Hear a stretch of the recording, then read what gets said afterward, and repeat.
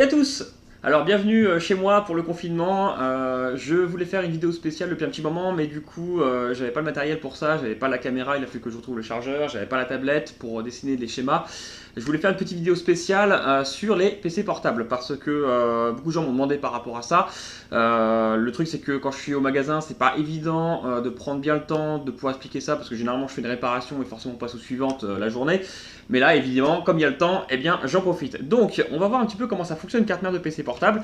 Donc, j'en ai pris deux, une carte mère de Asus et une de HP, mais bon, ça marche pour tous les modèles.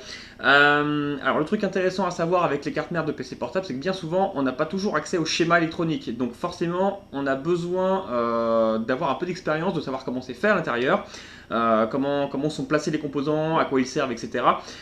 Et c'est vrai qu'effectivement, souvent, on n'a pas de schéma. Donc, on arrive des fois à trouver le board view, donc un petit peu comme le logiciel ZXW pour les iPhones. Des fois, on arrive à trouver le schéma PDF, donc le schéma papier. Des fois, aucun. Donc, vraiment, ça dépend de ce qu'on peut trouver. Donc, là, par chance, pour la Asus, j'ai le board view, et pour la HP, j'ai le schéma papier. Par contre, j'ai pas le board view pour la HP, et j'ai pas le schéma papier pour le Asus. Donc, en gros, c'est voilà, c'est pas mal. On va avoir un petit peu de tout, et on va voir un petit peu ce que ça donne. Un board view sur le PC portable, et un schéma papier aussi. Alors forcément, c'est plus complexe, je dirais, qu'un iPhone. Pourquoi? Parce que sur les iPhones, on a des puces intégrées. C'est-à-dire que dans une seule même puce, on va avoir plusieurs choses qui sont gérées par la même puce. Donc c'est plus simple. C'est-à-dire que quand il y a un problème, par exemple, de charge, on sait que c'est la puce USB ou la puce Iris qui gère la charge. Sur un PC portable, c'est un peu plus complexe parce que chaque composant n'est pas intégré, mais vraiment sur la carte mère. Ça peut être une bobine, un condensateur, la puce de charge, parce qu'il y en a une aussi forcément dessus, ça peut être la puce Super I/O, on va en parler un peu plus tard, ça peut être vraiment beaucoup de choses, un peu plus que sur les iPhones, et là je parle que de la charge. Si on n'a pas de Wi-Fi, ça peut être la carte Wi-Fi bien sûr, mais ça peut être aussi le chipset, ça peut être une bobine, enfin ça peut être plein de choses, alors que sur les iPhones tout est intégré en général, on a quelques condensateurs autour bien sûr, mais c'est tout. Donc il faut forcément savoir à quoi sert quoi, comment ça fonctionne bien sûr, et on va parler un petit peu de tout ça. On va bien sûr partir du départ, c'est-à-dire qu'on va parler de comment ça se passe quand on branche le chargeur, qu'est-ce qui se passe, quels sont les rails d'alimentation qui sont créés. On va parler des états aussi, parce que, encore une fois, sur un iPhone, il y a que, je dirais, 3 états. Allumé, éteint, et quand il est en veille, c'est-à-dire quand il est allumé, mais que vous avez l'écran qui est éteint. Sur un PC portable, il y a un état de plus, on a éteint, veille prolongée, veille et allumé. Donc il y a un état supplémentaire, donc forcément, les voltages ne sont pas les mêmes, il faut donc savoir les reconnaître. On va parler de ça, et forcément, on va aussi parler de quelques petits composants qu'il y a sur les cartes mères, donc les transistors, parce que sur les cartes mères de PC portable, il y en a beaucoup, et comme c'est des composants qui travaillent beaucoup, forcément, ils ont tendance à lâcher. Les condensateurs, bien sûr, et deux petites puces que j'aime beaucoup, la puce de charge et la puce 5 volts, 3 volts. Donc c'est parti, on se plonge là-dedans, et on voit un petit peu comment ça fonctionne. Voilà, donc on va rapidement faire un schéma papier de comment fonctionnent les premiers composants lorsque l'on branche un chargeur sur une carte mère de PC portable. Alors je vais partir du connecteur de charge, donc ça c'est votre connecteur, vous branchez votre chargeur sur le PC portable. Donc il faut savoir qu'on a 19 volts sur le chargeur d'un PC portable bien souvent. Donc on va avoir une seule et toute première ligne qui va aller directement à la puce de charge. Je vais l'appeler ISL parce que c'est un fabricant de puces de charge très courant sur PC portable. Et cette ligne-là, la même, va aller tout de suite à un premier transistor. Okay, on va avoir un deuxième transistor. Et ensuite, on va avoir l'équivalent de notre VCC main sur cette ligne. Je vais l'appeler donc VCC main ici. Mais en gros, c'est notre ligne principale qui fait donc 19 volts. Clairement, c'est le jus qui vient du connecteur qui est juste ici. Voilà. Cette ligne va, bien sûr, après aller à d'autres composants, mais on va le voir après.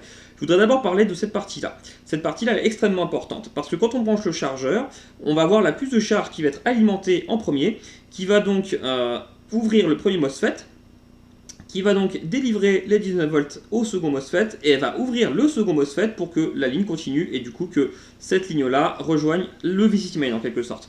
Voilà, donc sur les PC portables, on a deux MOSFET qui sont contrôlés par la puce de charge. Pourquoi? Eh bien parce que si, par exemple, vous mettez un chargeur qui n'est pas compatible avec votre machine ou qui a un voltage trop élevé ou pas assez élevé, ça peut être ça aussi, eh bien c'est la puce de charge qui va le détecter et qui va dire toi tu t'ouvres ou toi tu t'ouvres pas. Et pareil, s'il y a un court-circuit sur cette ligne-là qui est très importante, eh bien elle va couper les transistors en question afin de sécuriser la carte mère et ne pas faire de dégâts. Bien souvent, ces transistors-là, comme ils travaillent beaucoup, ils claquent. Il est possible aussi que la puce de charge claque. Bon, ça fait un peu brouillon ce que je fais, mais c'est vraiment très important de comprendre comment tout ça, ça fonctionne. C'est très simple, hein. Au départ, c'est vraiment très très simple. Donc maintenant qu'on sait à peu près ça, je vais vous montrer rapidement sur la carte mère où c'est placé. Voilà, donc là j'ai pris une carte mère, celle du Asus, mais sur le HP c'est plus ou moins pareil. On a donc ici le connecteur de charge, on peut le repérer facilement. Voilà, hop, on le voit juste ici, donc on branche notre chargeur ici. Et donc on va essayer de chercher ces deux petits MOSFET qui ont tendance généralement à lâcher. Donc je retourne la carte mère parce que souvent ils sont très proches du connecteur. Et là je vois deux composants, ce sont les deux MOSFET. Ils sont souvent côte à côte, ou en tout cas ils se suivent en ligne. Ils sont vraiment très proches l'un de l'autre, très souvent. Voilà, on les voit vraiment bien. Donc il arrive parfois que l'un des deux claque. Alors comment on fait pour savoir s'il est bon ou mauvais? Eh bien c'est pas compliqué. On teste à leur sortie s'il y a bien 19 volts. Et s'il y a un manquement de voltage, forcément c'est soit la puce de charge qui n'ouvre pas les MOSFET parce qu'elle est claquée, ou il y a quelque chose qui ne lui convient pas, on va dire. Soit un de ces MOSFET là est claqué, soit les deux sont claqués. C'est déjà arrivé aussi lors de surtension, hein. Si par exemple vous avez de l'orage, les deux MOSFET là ils ont vraiment tendance à claquer rapidement, on va dire. Il faut aussi office de sécurité en quelque sorte. Donc voilà, première chose à vérifier, les MOSFET ici. Est-ce que vous avez bien votre 19 volts de chargeur qui en ressort? C'est vraiment très important. Bon, maintenant c'est bien. On a repéré les MOSFET, mais il faut savoir où est la puce de charge parce que c'est elle qui les contrôle encore une fois. Alors, bien souvent la puce de charge, elle est pas loin du connecteur de batterie. Donc là, je remets la carte mère en plus haut. On voit pas franchement de connecteur de batterie par là. Je cherche et là j'ai le connecteur de batterie. Donc on va essayer de chercher dans cette zone là. Si c'est pas de ce côté là, ce sera de l'autre côté. S'il n'y a pas une puce qui pourrait ressembler à une puce de contrôle. Donc je retourne la carte mère et je regarde un petit peu ce que j'ai. Donc là pour l'instant je vois pas grand chose. Ah, là j'en ai une qui est un peu plus proche, ce serait peut-être celle-ci. Voilà, on est vraiment pas loin du connecteur de batterie. Il y a de fortes chances pour que ça ce soit la puce de charge. Donc voilà, tout fonctionne on va dire avec logique sur un PC portable. Puce de charge, batterie, donc proche batterie. Voilà, les MOSFET forcément proche connecteur, et on va parler un petit peu plus tard de la puce 3 volts 5 volts, et bien forcément ça c'est facile aussi à repérer. Si on a un petit doute sur un composant, on peut très bien taper sa référence parce que par chance sur les PC portables on a beaucoup de références notées sur les puces, il suffit simplement de taper la référence sur internet et on saura tout de suite via le datasheet, donc en gros l'espèce de carte d'identité du composant, on pourra savoir ce que c'est réellement. Est-ce qu'on sait pas trompé, est-ce que c'est bien la puce de charge ou est-ce qu'on fait fausse route et dans ces cas-là on cherche ailleurs. Ça permet vraiment de savoir et bien souvent on finit par les reconnaître assez rapidement et aussi par leur marque. Par exemple je vous disais tout à l'heure que les puces de charge bien souvent c'est ISL pour les PC portables, mais on a aussi du BQ qui est du Texas Instruments, en quelque sorte c'est ça. Bref voilà, donc là on a trouvé nos deux MOSFET et notre puce de charge. Donc si je n'ai pas mes 19 volts à mes deux MOSFET, eh bien je tenterai d'abord de changer les MOSFET et bien sûr de tester la puce de charge, voir si elle n'est pas cramée. Alors bien souvent, encore une fois, si on a quelques pièces de carte mère en HS pour pièces, eh bien on peut récupérer les MOSFET qui sont souvent les mêmes, même si c'est pas les mêmes marques, et on peut aussi récupérer les puces de charge qui des fois sont les mêmes. Donc c'est vrai que par chance on peut trouver des composants sans avoir besoin de les commander. Et ça c'est pas mal non plus, ça évite de trop s'embêter à chercher un peu à droite à gauche ou sur internet où trouver les composants. Alors que finalement quand on a 10 cartes mères qui traînent dans tous les sens, eh bien on peut peut-être trouver des composants qui sont finalement compatibles ou même qui sont les mêmes.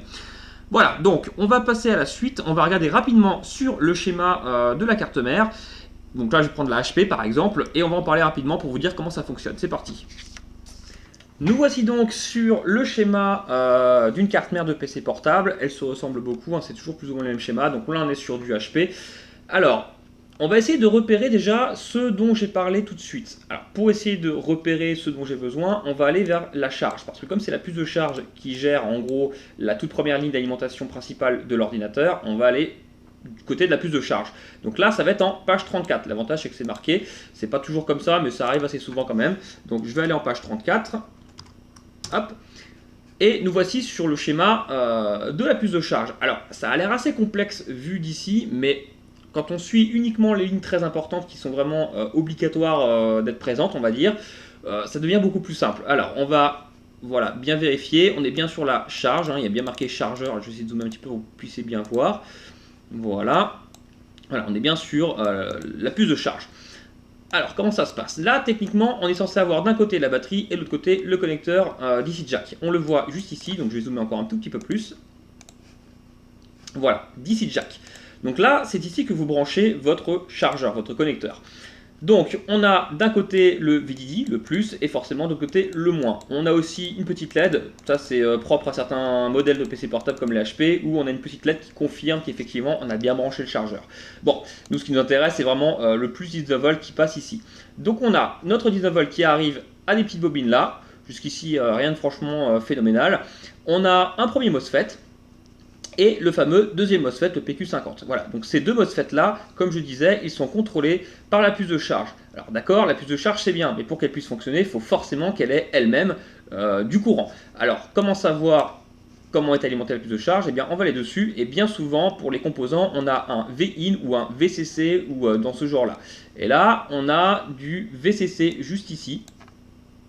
On va donc essayer de suivre ce voltage, cette ligne. Et on se retrouve avec du plus VA. Voilà, ça c'est plus VA, plus VAD1, plus VAR. Bref, moi ce qui m'intéresse c'est le plus VA, le plus simple en général parce que c'est les premières lignes qui sont créées. Je remonte un peu. Voilà, le plus VA il est juste ici.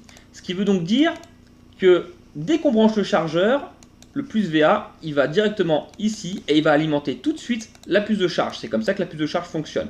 Donc on branche notre chargeur, la première puce à être alimentée c'est la puce de charge, tout simplement. Et ensuite, une fois que elle est alimentée, elle va pouvoir ouvrir les fameux MOSFET qui sont ici et là. Donc déjà, on peut tester, lorsque l'on branche le chargeur, si on a bien du 19 volts à notre VCC de la puce de charge, tout simplement, le VCC qui est juste là. Si déjà on n'a pas de 19 volts ici, c'est qu'on a un très gros problème, c'est-à-dire qu'on a peut-être une bobine là qui est coupée, un fusible qui est coupé s'il y en a, ou notre chargeur est simplement mort, ça peut arriver aussi, mais ça on pourra le tester directement au connecteur du PC portable, tout simplement. Bref. Donc là, on sait que notre puce de charge, elle est alimentée. Si les MOSFET ne sont pas ouverts, c'est pas compliqué. Soit celui-ci, il est mort, le PQ48, c'est le premier. Soit celui-ci, il est mort si j'ai du jus ici, mais pas ici. Soit la puce de charge n'ouvre pas les portes des MOSFET, et donc c'est la puce de charge qui est en cause. C'est vraiment assez simple à comprendre dans ces cas-là. Il y a juste une petite subtilité. Il faut savoir que si les MOSFET sont bons, qu'on en est sûr, que la puce de charge elle est bonne, qu'on en est sûr, mais qu'elle ne s'ouvre pas, qu'on n'a pas de courant, après le PQ50, donc ici sur cette ligne là, il est simplement possible qu'il y ait un court-circuit sur cette ligne là, la ligne vraiment principale de la machine. Pourquoi? Eh bien simplement parce que ici on a une shunt resistor. Cette résistance en gros elle va contrôler le courant que la machine on va dire consomme. C'est grâce à ça que vous avez une autonomie décrite par Windows sur votre machine. Par exemple, quand il vous dit il vous reste 15 minutes d'autonomie ou 30 minutes d'autonomie ou 1 heure. Et bien c'est grâce à cette résistance et à la puce de charge qu'on le sait. Pourquoi? Parce qu'en fait c'est un système tout simple. On a une petite résistance là qui vient contrôler le courant qui rentre et une ici qui vient contrôler le courant qui sort. Et ces informations là, grâce à ces deux résistances là, sont données ici, ACP et ACN, positif, négatif. En gros c'est comme ça que ça fonctionne.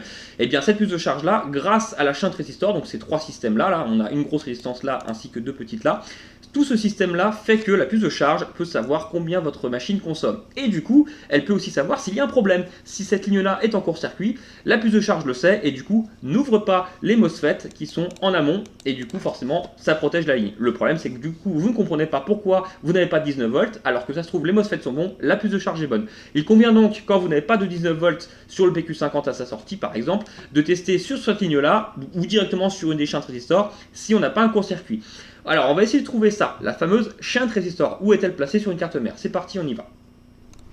Je reprends donc ma carte mère de Asus. Et alors on va essayer de trouver la fameuse shunt résistor. Donc je repars du connecteur de batterie, enfin de charge, qui est juste ici, d'accord? Pas de problème. Je vais donc chercher mes deux MOSFET, ils sont bien là. Donc techniquement, la shunt résistor, elle doit pas être bien loin parce que très souvent, elle suit les MOSFET. Et en plus, elle a une forme très spécifique. Elles sont relativement grosses et donc faciles à trouver. Donc j'essaye de la retourner un petit peu dans tous les sens. Et on va essayer de la trouver. Ok, je crois que je l'ai, elle est bien cachée, elle est juste là. J'essaie de vous mettre le stylo dessus, voilà. C'est assez gros et c'est noir, hein. C'est vraiment une grosse résistance. Et bien voici la shunt résistor. J'ai mis du stylo dessus, elle est en rouge comme ça, maintenant on le sait bien. Ça ressemble vraiment à une shunt résistor. Donc en gros, c'est elle qui va contrôler le courant. Donc je peux très bien tester ici si j'ai pas un court-circuit par exemple, à une borne ou à l'autre, hein, ça arrive au même. Et on verra tout de suite s'il y a un problème ou pas. Ça c'est vraiment très important. Et ça on le retrouve aussi sur les Mac, hein. On a des shunt résistors sur les Mac. D'un côté pour la batterie, d'un côté pour en gros le 19 volts du chargeur. Et ça marche aussi pour les PC portables. Je dois avoir une shunt résistor près du connecteur de batterie afin de contrôler si tout va bien. Voilà, elle est juste ici, elle n'est pas de la même couleur, elle est là. Voilà, on a une shunt résistor juste là et du coup proche du connecteur batterie qui est juste ici. Voilà, c'est vraiment important de savoir à quoi servent ces petites choses-là. Et du coup, ça, c'est vraiment la puce de charge qui peut contrôler combien la machine consomme. Et du coup, encore une fois, s'il y a un court-circuit, la puce de charge ne va pas ouvrir les deux transistors qui sont ici. Donc forcément, vous n'aurez pas votre 19 volts, vous n'aurez pas votre VCC main en quelque sorte. Donc forcément, la machine ne risque pas de s'allumer. Donc c'est vraiment très important de contrôler ça. Allez, on passe à la suite. Donc, maintenant qu'on sait qu'on a notre 19 volts qui est créé par nos deux MOSFET et notre puce de charge, il faut bien savoir où va ce 19 volts, quel est le composant suivant qui va être alimenté. Donc, le composant suivant sur une carte mère de PC portable, c'est pas compliqué, ça va être la puce 5 volts, 3 volts. Cette puce-là, elle va créer deux rails d'alimentation. D'un côté, vous l'aurez deviné, le 3 volts, d'un l'autre, le 5 volts. C'est tout simple. Cette puce-là, en gros, elle est extrêmement importante. Pourquoi ? Parce que la machine soit allumée ou éteinte, on aura toujours nos 3 volts, 5 volts. Et encore une fois, comme cette puce travaille tout le temps, elle est tout le temps sous pression, eh bien, elle a tendance à claquer. Donc là, pour l'instant, on a déjà vu 4 composants en quelque sorte qui peuvent claquer facilement. Les deux transistors, la puce de charge ou la puce 3 volts 5 volts qui a tendance à claquer très souvent aussi, et dans ces cas là forcément vous n'avez plus de 3 volts, vous n'avez plus de 5 volts, votre machine manque de voltage vitaux et donc forcément ne démarre pas. Donc on va regarder rapidement sur le schéma papier encore une fois où est cette puce et aussi sur la carte mère, c'est parti. Voilà, donc je suis toujours sur la page de ma puce de charge, on va donc rapidement trouver où est notre VCC main. Donc comme je vous disais tout à l'heure, on avait la shunt résistor qui est ouvert par la puce de charge une fois que les deux transistors ont été ouverts, etc. Et on a le plus VIN. Et bien je vous présente le VCC main sur cette machine, plus VIN. Donc le plus VIN c'est 19 volts en gros qui vient de notre chargeur et qui va forcément alimenter beaucoup de composants sur la carte mère. Bref, maintenant on va aller à la puce 3 volts 5 volts parce que c'est le second composant qui est vital dans une carte mère. Et là sur la page on a bien plus 3 volts, plus 5 volts, S5. S5 pourquoi? Pour l'état de la machine, state en anglais, state 5. Donc en gros, state 5 pour un PC portable, ça veut dire qu'il est éteint. Mais encore une fois, même éteint, il y a des composants qui travaillent et donc des voltages qui sont créés.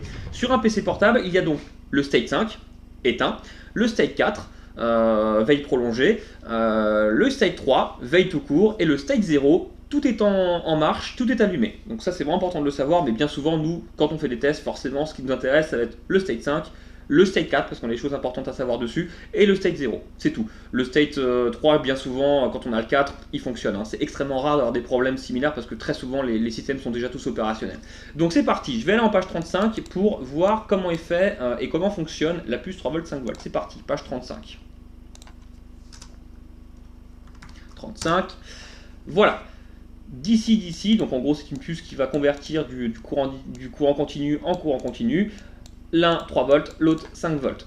Hop, je me mets dessus et on a ici notre petite puce 3 volts, 5 volts. Et d'ailleurs, elle est assez sympa parce qu'on a d'un côté, comme je l'ai fait tout à l'heure sur le dessin, le 5 volts et de l'autre, le 3 volts. Elle est vraiment découpée en deux parties, on va dire, cette petite puce. D'ailleurs, on retrouve encore une fois deux transistors de chaque côté, une bobine et sans doute un condensateur pour stabiliser le tout, qui ne doit pas être bien loin. Voilà, j'en ai un ici, j'en ai un gros ici. Bref, voilà, il y a vraiment de quoi stabiliser tout ça. Et là, c'est pareil, condola, condola, condola. Tout ça, c'est très important de le savoir parce que pareil, quand on veut chercher une puce ou une ligne sur une carte mère de PC portable, on sait qu'on doit chercher deux transistors, une bobine et un condensateur chimique. Alors je dis bien chimique parce que ici, là, je vais vous le zoomer, on a un petit arc qui montre bien que c'est un condensateur chimique.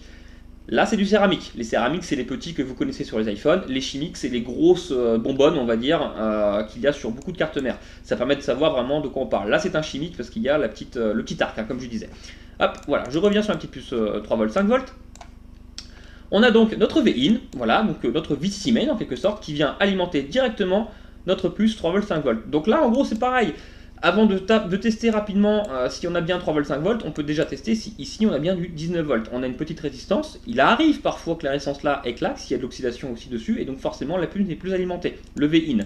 Donc là on peut tester à la PAC numéro 16, on voit bien 16 ici, on peut tester si ici on a bien du courant qui passe, nos fameux 19 volts. Si on n'a pas 19 volts ici, eh bien c'est que la résistance là elle est claquée. Si bien sûr on a testé si cette ligne là est présente en amont.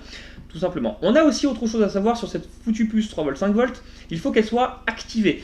Et on a un enable, EN pour enable. Donc comment ça se passe? Eh bien c'est pas compliqué, on a le 19 volts qui arrive à la résistance là pour alimenter notre puce 3 volts 5 volts, mais on a aussi la ligne là qui passe par encore une résistance et qui passe ici pour l'activer. Alors, on a aussi une résistance ici qui va directement vers le GND. Ce logo-là, c'est pour le GND. Les deux résistances-là, liées ensemble, s'appelle du coup en gros la loi d'Ohm. Quand on met deux résistances comme ça, on abaisse le courant. C'est-à-dire que là, on est 19 volts ici, et en fait, ici, on n'est plus à 19 volts, on doit être techniquement dans les 3 volts 3. Pourquoi 3 volts 3? Parce que ces composants-là, bien souvent, ont besoin d'un voltage de 3 volts 3 pour s'activer. C'est le voltage de référence sur un PC portable. Sur les iPhones, c'est plutôt 1 volt 8. Sur des PC portables, c'est plutôt 3 volts 3. Donc là, en gros, on doit avoir normalement 3 volts 3 pour activer cette puce. Alors, ça dépend des puces. Des puces, c'est plutôt du 10 volts, du 5 volts, etc. Mais ça, on peut le savoir dans le datasheet. Et comment les trouver? Eh bien, on tapera la référence de la puce, tout simplement. Voilà, donc on a besoin d'une alimentation et d'une activation. Là, c'est très simple, on sait qu'elle est alimentée par le 19 volts et on sait aussi forcément qu'elle est activée directement par la petite résistance qui est ici, ainsi que celle-ci, tout simplement. Donc cette puce-là, techniquement, si elle est alimentée, elle doit fonctionner tout de suite. Donc dès que vous branchez votre chargeur, elle doit se mettre en route et donc créer nos lignes 3 volts et 5 volts. On va donc regarder sur la carte mère où ça peut être placé et ensuite on passe à la suite. Voilà, donc je reprends sur ma carte mère de Asus, on sait donc où sont nos MOSFET, on sait où est la shunt résistor, on sait où est la puce de charge, on ne sait pas encore où est la puce 3 volts 5 volts. Mais ce que l'on sait, c'est que bien souvent, comme je disais, sur les puces 3 volts 5 volts, comme il y a deux lignes très proches, on a aussi deux bobines qui sont très souvent collées l'une à l'autre. Et là, je les vois, elles sont vraiment faciles à trouver. On voit ici et là, deux bobines, je vais vous les rapprocher. Là, et là, deux bobines. Et on a tout un système de transistors ici, deux petits transistors chacun, etc., etc. Donc, non loin, on doit avoir la puce 3 volts 5 volts. Et j'en vois une juste ici. Donc, il y a de fortes chances que ça, ce soit la puce 3 volts 5 volts et que ça, ce soit notre rail 3 volts ou 5 volts et celui-ci, forcément, l'autre. Donc, ça va être très simple de tester sur une carte mère. On peut donc brancher le connecteur de charge et tester tout de suite si là, on a bien 3 volts et 5 volts. Voilà, c'est vraiment très très simple. Si on n'a pas 3 volts 5 volts ou qu'on n'a que 3 volts ou que 5 volts, on teste l'une des lignes, voir s'il n'y a pas un court-circuit, et sinon on peut toujours changer la puce 3 volts 5 volts parce qu'elle peut très bien faire fonctionner une ligne, mais pas l'autre parce qu'elle est semi-HS, tout simplement. Ça arrive assez souvent sur les PC portables. Voilà, donc là on a une référence sur la puce qui est RT, je vais le lire à la main, hop, RT 8206A, RT 8206A, on va aller voir sur internet et essayer de trouver le datasheet pour s'assurer que c'est bien la puce 3 volts 5 volts. C'est parti.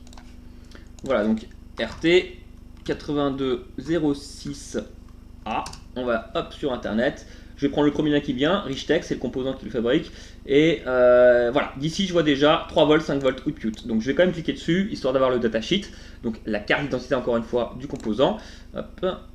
Il ne veut pas m'y amener, mais il va y aller quand même. Très bien, donc là j'ai le datasheet de la puce. Et là, on peut un petit peu plus en savoir sur ce composant. On peut lire toute la description générale.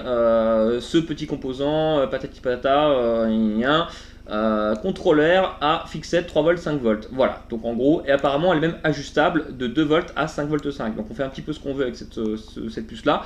Et on a bien sûr les références, les pattes, comment ça fonctionne. On retrouve du coup techniquement notre activation enable, voilà, notre alimentation qui doit être quelque part VCC, voilà, très bien. Donc là, celle-ci, elle fonctionne avec deux activations. On peut activer le 5 volts et on peut activer le 3 volts séparément. C'est pas comme sur celle du HP, mais en gros, ça fonctionne plus ou moins de la même manière. Voilà, ça permet de savoir un petit peu comment le composant fonctionne. Et si on n'est pas sûr, eh bien on peut descendre encore un peu plus. Et on a voilà, toutes les explications des pattes. En gros, voilà, patte numéro 1, elle sert à ça, patte numéro 2, elle sert à ça, patte numéro 3, bah, c'est le VCC, ça sert à ça, etc. etc. C'est vraiment très intéressant de savoir un peu comment le composant peut fonctionner quand on a un doute et qu'on veut tester les pattes. Est-ce que c'est normal que j'ai 0 ici ou est-ce que c'est normal que j'ai du voltage là? Tout simplement. Voilà, donc là on sait maintenant qu'effectivement c'était bien de plus 3 volts 5 volts. Donc voilà, sans schéma, on a pu réussir à trouver déjà la plupart des composants qui claquent sur la carte mère. Pourquoi? Parce que, encore une fois, c'est des composants qui sont sous pression. Ils sont toujours actifs, même quand la machine est éteinte. Donc forcément, ils ont tendance à claquer. Allez, on passe à la suite. Voilà, donc maintenant qu'on sait comment est créé notre rail 19 volts VCC main entre guillemets, il est créé par la puce de charge qui va ouvrir les deux MOSFET d'entrée. Il y a une petite shunt résistor qui va contrôler le courant qui passe là-dedans pour savoir s'il n'y a pas de court-circuit. On sait que ça va directement à la puce 3 volts 5 volts en priorité dans la machine et donc forcément qu'on est censé avoir ces voltages. Où va le voltage? Eh bien c'est pas compliqué. Le 5 volts, au départ, quand la machine est éteinte, il ne va qu'à un seul endroit, les ports USB. Et c'est tout. Pour l'instant, ça ne sert à rien d'autre et clairement, ça ne servira quasiment qu'à ça. Le 5 volts dans les PC portables ne sert quasiment que pour alimenter les ports USB. Et c'est tout. Le 3 volts, quant à lui, par contre, va se retrouver partout dans la carte mère, parce que, comme je disais, c'est le voltage de référence. Sur les iPhones, on a 1,8 V, sur les PC portables, on a 3,3 V. Et bien, en gros, ce voltage-là, il va se retrouver sur quasiment tous les composants nécessaires pour la communication, l'alimentation pour certains, etc. Donc, on va quand même commencer forcément par le début. Où va ce voltage en priorité, parce que notre machine est toujours éteinte pour l'instant? Eh bien ce 3,3 V qui est craché par la puce 3,5 V va à un seul et unique composant au départ, ça va être la puce Super IO. Cette puce là elle est très facile à reconnaître, elle est relativement grosse et en plus elle est toujours pareille sur les PC portables, ça c'est formidable. Et on a par contre beaucoup de références différentes, on a aussi beaucoup de fabricants, on va voir ITE, Nuvoton, j'en ai plus en tête mais il y en a vraiment beaucoup, je crois qu'il y a au moins 5 ou 6 fabricants. On a SMSC qui ressemble d'ailleurs beaucoup au nom SMC sur les MacBook parce que ça ressemble. La puce SMC sur MacBook est une puce Super IO en quelque sorte, un peu plus complexe mais dans le principe c'est ça. Bref, on va donc voir rapidement où est cette puce Super IO sur la carte mère et surtout à quoi elle sert plus ou moins. C'est parti. Voilà, je reprends donc ma carte mère de Asus et là je vous ai mis dessous. Cette puce là, c'est la puce Super IO. Donc comme je disais, elle est vraiment facile à reconnaître parce que voilà, on a une grosse puce carrée avec pas mal de pattes de partout. Bien souvent, il y a 128 pattes là-dessus. Donc on les reconnaît toujours très facilement. Hein. Je vais prendre la carte mère du HP par exemple et je vais vous la trouver en 2 petites secondes. Voilà, elle est juste là. Hop, voilà. C'est pas le même fabricant, là c'est Ene et là c'est ITE. Mais en gros, elles ont vraiment la même forme et quasiment les mêmes fonctions. C'est juste que forcément les fabricants font leur propre puce avec leur propre programme à l'intérieur et forcément les pattes vont pas avoir les mêmes sens entre l'une et l'autre. Mais très souvent on peut trouver des références correspondantes ou en tout cas retrouver des puces ITE sur des cartes mères HS. Et voilà. Donc là c'est pas compliqué. Comme je disais, on a le 3,3 V qui fonce directement à cette puce-là. Et que va faire cette puce-là? Eh bien, elle va directement alimenter le BIOS. Le BIOS de votre carte mère, très souvent, il est très proche de la puce ITE. On va essayer donc de le trouver. Je me mets rapidement à l'œil.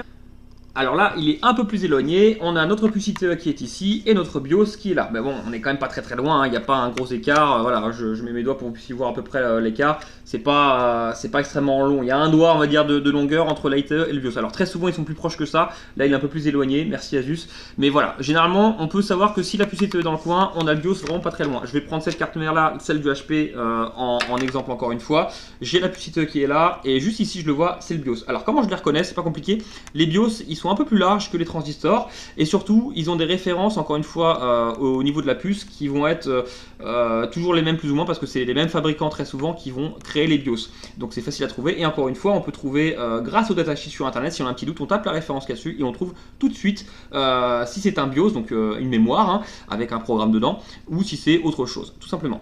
Voilà, donc il est important de savoir que tous les composants que je viens de vous montrer claquent extrêmement souvent. Alors, mis à part le BIOS qui lui est plutôt solide, mais par contre son programme à l'intérieur a tendance à avoir des soucis. Donc on peut toujours le flasher dans ces cas-là. Bon, d'accord. Comment savoir pour diagnostiquer si ma puce ITE, celle-ci, est bonne ou pas? Eh bien, c'est très simple. Très souvent, la puce ITE, quand elle est claquée, vous avez les voyants de la machine, mais vous ne pouvez pas la démarrer. Parce que c'est elle qui va en gros envoyer le courant au petit bouton power de votre carte mère. Donc quand vous appuyez sur le bouton power pour l'allumer, eh bien c'est elle qui reçoit le signal et c'est elle qui va donc envoyer tous les signaux importants vers le chipset pour que le chipset du coup puisse démarrer la machine et sans ça forcément ça démarre pas. Donc très souvent quand on a les voyants de la carte mère, ils sont aussi hein, c'est des petites LED, genre j'ai détecté que le connecteur de charge est bien branché, je détecte que la carte mère est bien en charge, par contre quand j'appuie sur le bouton power il ne se passe rien, alors que tous les voltages pour démarrer la carte mère du départ sont présents et que tout va bien. Et bien très souvent c'est parce que la puce Super IO elle a claqué. Donc bien sûr, c'est pas évident de la tester à 100% parce qu'il y a énormément de pattes et il y a quelques signaux qui sont plus complexes à trouver que d'autres. Dans ces cas-là, il faut un oscilloscope.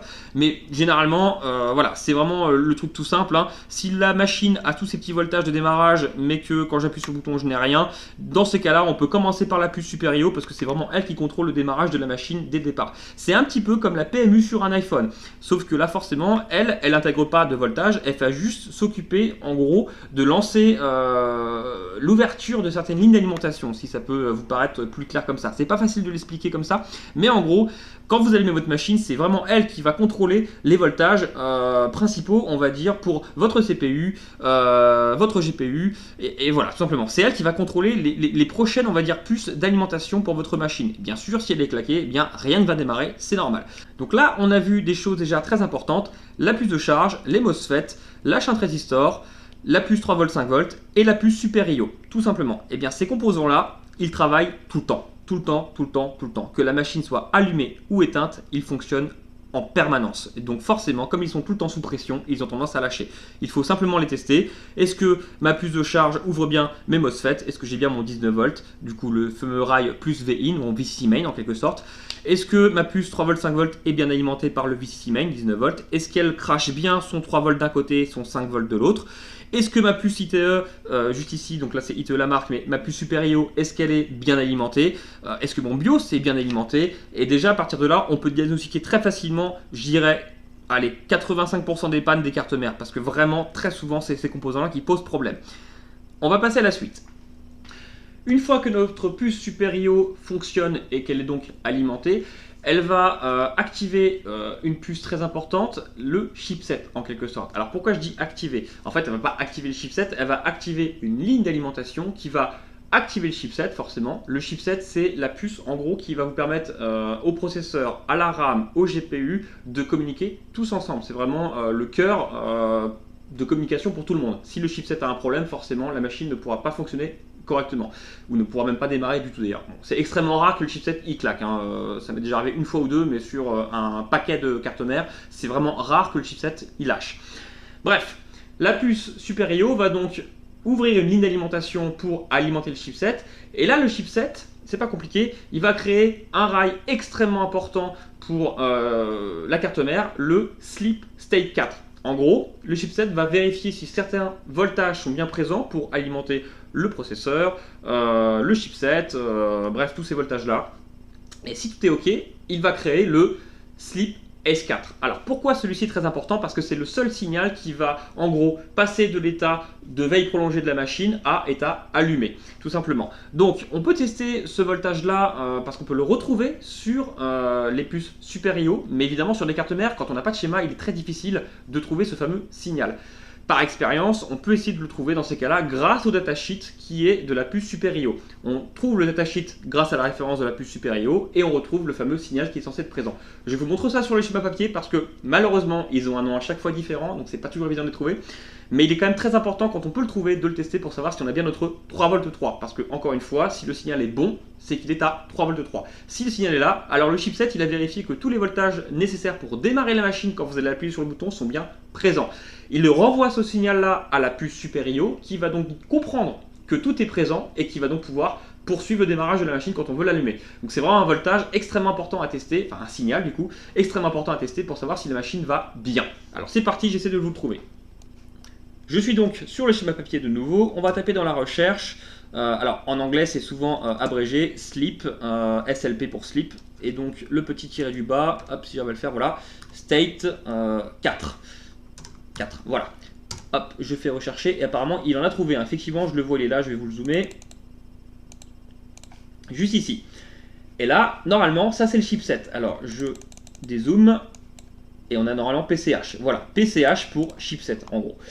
Donc, notre chipset va développer ce signal, le Sleep State 4. On a une petite résistance et ça devient le signal SUSC. Donc, je vais faire copier et je vais faire une recherche de ce signal. Hop, coller. Donc là, j'ai 3 lignes. Donc celle-ci, je passe à la suivante. Et une ici, je hop, me mets bien. Voilà, là j'ai un signal qui rentre. On a bien une petite flèche qui nous dit que le signal SUSC rentre dans cette puce-là, à la patte numéro 16. Quelle est cette puce-là? Eh bien, je vous mets dans le mille, c'est la puce SIO. Hop, je vais redescendre un peu. Et on a bien la EC, parce qu'elle est appelée aussi EC cette puce. Alors, je sais que c'est compliqué, mais en gros, EC, SIO, eh bien, c'est la même. Donc, notre puce SIO doit recevoir le fameux signal Sleep S4. Grâce à ce signal, elle comprendra que le chipset va bien, que le processeur est prêt à démarrer lorsqu'on appuiera sur le bouton. Mais bien sûr, il y aura d'autres lignes d'alimentation qui seront créées par la suite. Mais au moins, les signaux pour dire « Ok, tout va bien, je peux démarrer » sont présents. Donc là, je vais faire un petit briefing encore une fois sur ma tablette. Je vais vous faire un petit dessin du schéma de comment tout ça, ça communique et ça fonctionne. Vous y verrez un peu plus clair. Et ensuite, on pourra continuer la suite pour savoir un petit peu qui est alimenté après. C'est parti. Je reprends donc depuis le début. On a notre connecteur 19 volts qui va venir alimenter la puce de charge. On a deux MOSFET, une shunt résistor, juste ici, R, qui va laisser passer le courant, enfin qui va calculer en gros l'ampérage du courant qui passe. La puce de charge va donc vérifier grâce à la shunt résistor s'il n'y a pas de court-circuit. Elle va donc ouvrir les deux MOSFET. On va donc retrouver notre 19 volts ici. On a le plus VIN, notre VCC main. Ce VCC main, ce plus VIN, va se retrouver à la puce 3 volts, 5 volts, qui va donc créer deux rails d'alimentation. Le 5 volts qui va servir à l'USB et le 3 volts 3, parce que c'est 3 volts 3 techniquement, même si c'est marqué 3 volts sur les schémas, va se retrouver directement vers la puce SIO. Cette ligne-là va aussi alimenter, je vais vous dézoomer pour que ce soit plus simple. Cette puce-là va aussi alimenter via le 3 volts 3 le chipset. Voilà. Qui va donc cracher un signal à la puce SIO qui est le Sleep State 4. Qui veut donc dire en gros tout est là pour démarrer la machine. Et donc quand j'appuierai sur le bouton Power, eh bien la puce SIO va lancer des informations à d'autres composants qui ne seront tels que la puce qui alimente le CPU, la puce qui alimente le GPU et la puce qui alimente la RAM. Tout simplement. Une fois que ces trois puces-là auront alimenté, elles rendront ce qu'on appelle un feedback pour dire à la puce SIO, nous aussi on va bien. Et là la puce SIO saura que tout est prêt, la machine peut démarrer. Donc, encore une fois, je prends ma petite carte mère Asus. Comment je peux savoir où est la puce qui va alimenter le CPU? Eh bien, c'est pas compliqué. Encore une fois, c'est relativement proche. On a ici donc le processeur, le CPU. On a deux grosses bobines qui vont donc l'alimenter. Et donc, pas loin, ici, on a une petite puce, juste là. Hop, je vous mets dessous. C'est la puce qui va alimenter le CPU. C'est elle qui va contrôler en gros les MOSFET qui sont juste ici, qui vont alimenter via les bobines là, tout simplement. Cette puce là, eh bien, elle est contrôlée par la puce Super IO qui est juste là. Et une fois que la puce aura, hop, désolé, je me mets dessous. Une fois que la puce là aura développé les voltages pour le CPU juste ici, elle va renvoyer un feedback. Un feedback, en gros, un signal à la puce SIO qui est juste là, pour dire c'est bon, tout va bien, je crache bien mes bons voltages, donc de ce côté-là, je suis OK. La puce SIO va donc le savoir, elle va dire d'accord, cette partie-là, c'est bon. Ça va continuer pareil pour la carte graphique. Alors sur cette machine-là, il n'y a pas de carte graphique, il n'y en a pas, elle est intégrée au CPU, donc en gros, tout est géré par la même puce, donc pareil, le signal sera donc reçu par ça. Mais s'il y avait une carte graphique, eh bien normalement ce serait pareil. Il y aura une petite puce qui alimente les bobines avec un signal feedback vers la puce SIO. Et pour la RAM, c'est pareil, c'est toujours le même principe. On a la RAM qui est là. Du coup, qu'est-ce qu'on fait? Eh bien, on cherche quelque chose qui se rapproche au niveau alimentation de la RAM. On a une bobine juste ici. Je ne vois, je crois, pas de puce de contrôle. Donc elle est peut-être de l'autre côté derrière. On va essayer de la trouver. Où es-tu, petite puce de contrôle? Ah, j'ai quelque chose ici. Elle est toute petite la RAM en général. Alors je peux me tromper, faudrait que je vérifie dans le datasheet, mais voilà. C'est une petite puce de contrôle et vu que la RAM est de l'autre côté, il est bien possible que ce soit elle qui s'occupe de ça. Alors pourquoi elle est toute petite? Parce qu'elle a vraiment pas beaucoup de voltage à créer, un seul en général. Le voltage de la RAM, donc si c'est de la RAM récente, c'est 1,35 V. Si c'est de la RAM un peu moins récente, c'est plutôt du 1,8 V et je crois que c'était 2,35 V pour les plus vieilles. Voilà, et donc elle aussi, elle va cracher un petit signal, un petit feedback à la puce SIO pour dire je vais bien.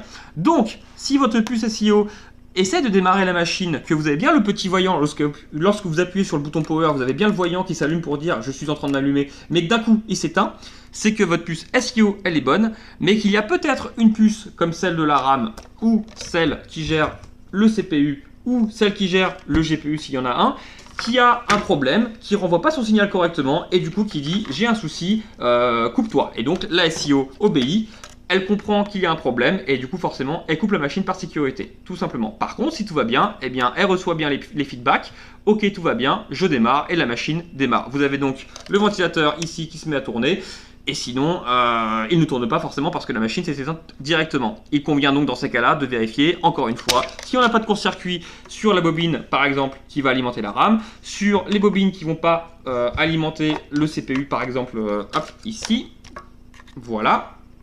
Si on n'a pas de court-circuit, s'il y a un GPU sur les bobines GPU, etc. etc. C'est toujours pareil, le but du jeu dans ces cas-là, c'est de vérifier si on n'a pas de court-circuit tout simplement. Mais au moins, vous faites ça dans l'ordre et vous savez de quoi il en retourne.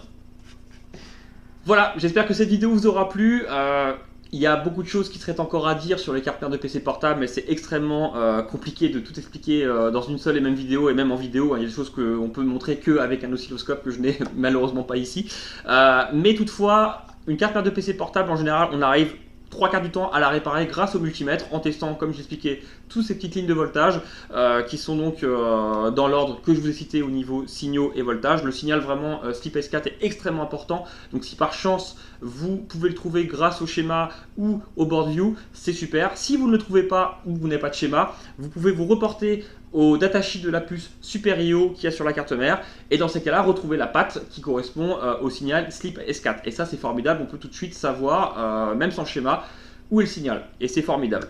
Une fois qu'on a ce petit signal-là, on peut vérifier si la puce CPU, elle est bonne, on peut vérifier si la puce RAM, elle est bonne, si la puce GPU, elle est bonne, etc. etc. Il convient aussi de parler rapidement du BIOS, parce que le BIOS, en général, c'est un petit peu délicat.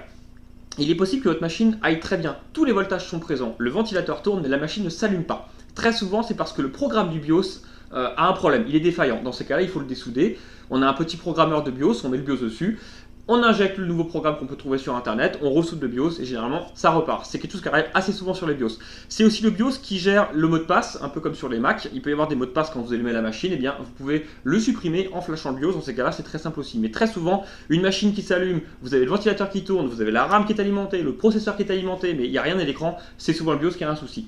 Voilà, j'espère que ça vous a plu. À la prochaine, en espérant dans le local.